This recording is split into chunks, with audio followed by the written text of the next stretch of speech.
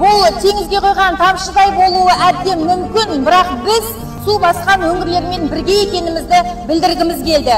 Қазақ халқы әрқашанда бір-бірін қолдап жүреді. Біз сіздермен біргеміз. Ел аман, жұрт тыныш болсын, ең бастысы халық аман болсын.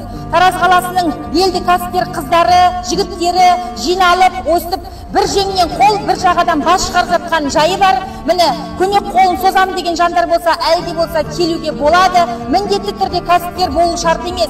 Жай ғана адам ретінде өзіңіздің тыныш ұйқыңыз бен жаныңызға жайлылық сыйлау үшін қол созып, көмек көрсетіп, қайырымдылық жасап жүрейік. Ақтөбе, біз сіздермен біргеміз.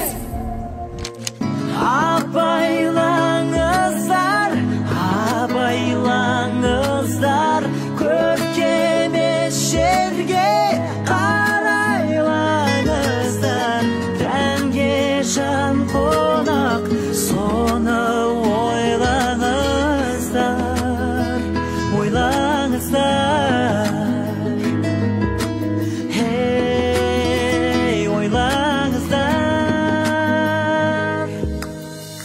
Мансаппенен мақтанамыз, жақындарға жат боламыз.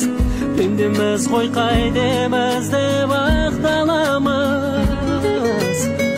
Басынан аттап біреудің, төрге шықсақ шаттанамыз. Сырттай аппақ ішімізден қап-қарамыз.